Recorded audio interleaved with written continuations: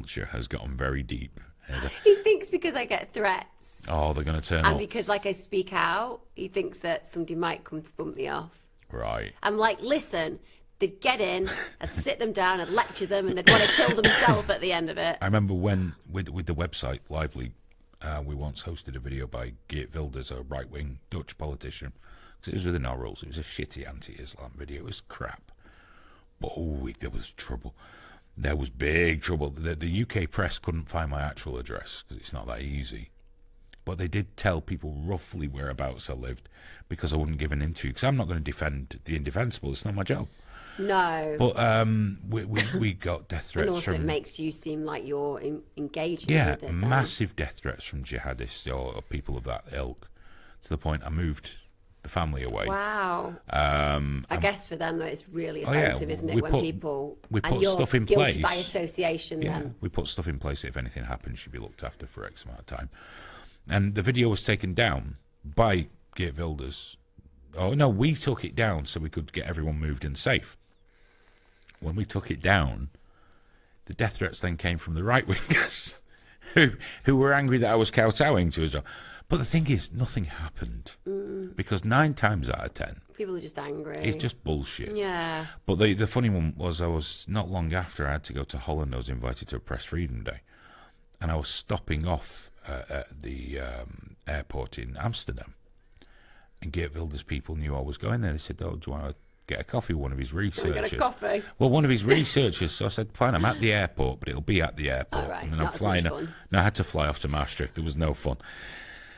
And she said, all right, we'll get a coffee. Because, just a normal working person. It wasn't like, they weren't him.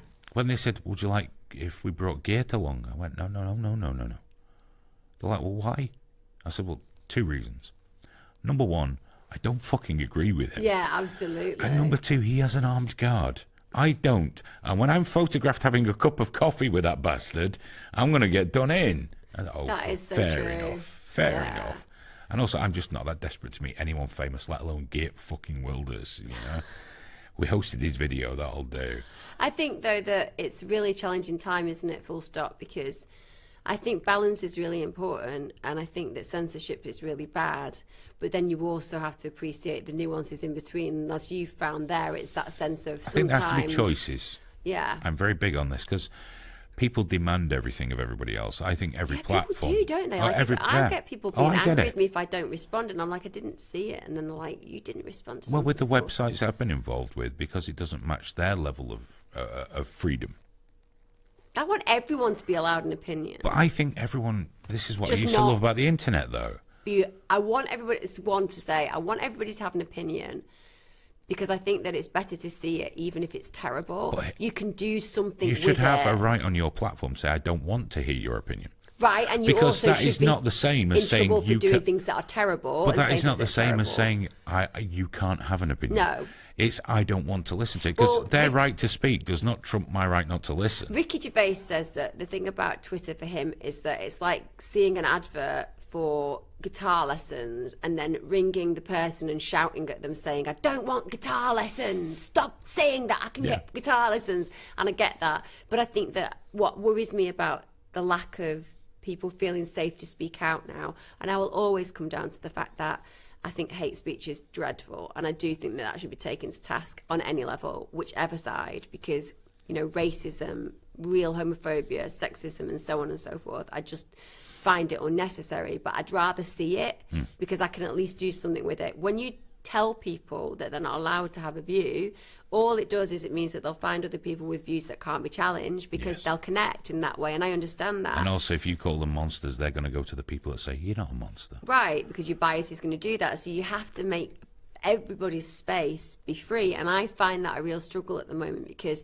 I find the level of intellectualized arrogance really unnerving. But this is where the internet used to be brilliant, because you didn't have this central space like the lead ball on the rubber sheet. Right. You didn't have that. You had lots of different websites. Like forums and things like that. I believe every website should be allowed to set its own rules.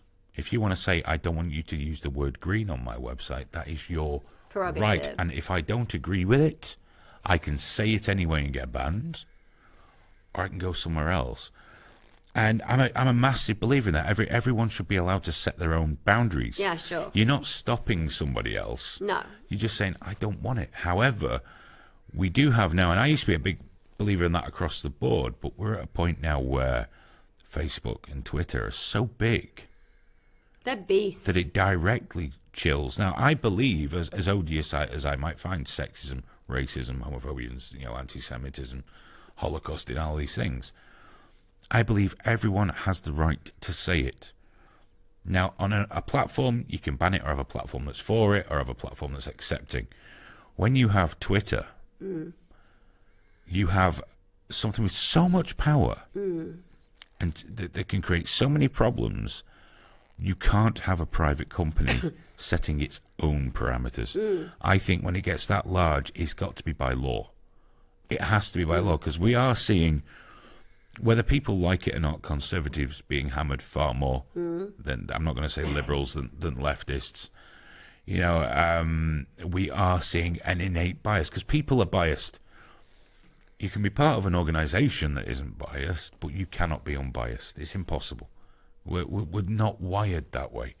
We can try and we can respect, but we've always got preference. We've all got an inherent bias to whatever we think is right or wrong. To everything. It's hard not to. Yeah, it's how we are. Some people like this, some people don't. I fucking hate anchovies. But luckily no one gives me shit for being biased against anchovies. There's time now. I think when you get to the large sites, you've either got to follow the rule of law or just suck it up.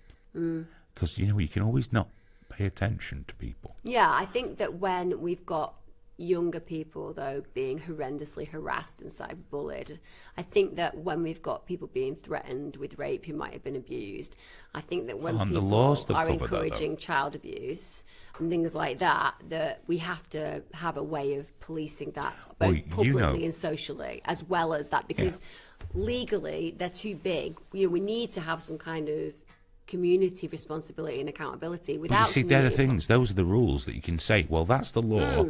We're going to take that law and make that a rule. But you must know, we've done a few shows and lots of people know that paedophiles are legitimately allowed on Twitter. They've legitimately allowed on Twitter? No, they are. See, I they really changed the laws. They changed the rules for them. Really? They've changed them again recently, though. Because maps are just people who have an unhealthy interest and appetite for the molestation of children. Yeah, but there's no. Yeah, I use one word. Do you know why? It really fucking annoys me. You can't use paedophile. If you use paedophile, you're talking about people who don't molest children. You're talking about child molesters. I have to use one word for all of them, otherwise I call them nonces, and then I get in trouble. But child molesters means that they actively take part in the abuse of children. Well, maps say they don't they? So, no maps. That's virtuous paedophiles. No map. Non-offending, minor attracted person. Well, no maps is different then. Yeah, and then there's maps, minor attracted person, and there's minor attractive person is different. So no maps would be what's known as a virtuous paedophile. Do you know? I know them as better liars. I don't tolerate it. Honestly, so there is a spectrum of paedophilia, as in non-molesting paedophilia, which goes to I am attracted to men or women, but I also find young people attractive, right? But I would never touch them because that is completely reprehensible, right? That's where it begins. I get that. Yeah. Okay, and they have a movement online, Map Pride. Well, they would probably be involved in it. But that's Maps Pride's wrong, because that's people who are acknowledging that they think that love between children. Yeah, but and they call adults themselves no maps. I've spent a bit of time looking into that because I wish I had all the notes for me. I mean, that's appalling. There's a prominent psychologist that helped get them on Twitter who said it was safer. James Cantor. I can't get my head around the maps one. I totally get, because they should be banned straight away, because they're saying that they're trying to say that it's acceptable. No. They contend that they don't. That's pro contact. Basically, they're creating their own. That's dangerous. Levels. It's very dangerous. It's not look. They've got flags. And again, I think it's the pridey kind of one, isn't it? But here's the thing: when I've told one, you'd never be trusted. We can't help it. We're trying to say, listen. Would you ever let one of them babysit you, even if you knew they wouldn't touch them? Would you leave your child with someone you knew, an adult, who found your child sexually attractive? Most people who you leave your baby or child with, you wouldn't be aware if they felt that way anyway. No, but they wanted to be accepted. Right, but those ones who are more overt, as in I am a paedophile but I don't touch children, and I know that that's wrong to even think that I could be and have help for it, they're a lot less likely to offend. So we know that when they're out in the open that way, they are, but it's the ones that think it's acceptable. So in the 1970s, when they had the movement of wanting to actually make it like, for example, putting yourself in the LGBT community, how dare you? Oh, yeah, they want the P in there. LGBTQ community are adults. But here's the other part of it as well. The workaround is, because I bumped heads with a few of these on Twitter, and it doesn't always go, well, it never goes anywhere good. One told me abusing a child can never be tolerated, ever, under any circumstances. Okay. So I did a bit of digging and read some of his old writings, and I know why they say that. Because they don't think that sex between an adult and a child necessarily constitutes abuse. I mean, it just does. Of course it is. It is, but they've convinced themselves that it doesn't have to be. And therefore, if you do it, and it's consensual, which we know it can't be, but they believe in their mind, because they're mentally ill. They're ill. Well, they have a predilection. Yeah, but some of these guys are ill. And we also know from reading scientific papers on them that they're incredibly manipulative.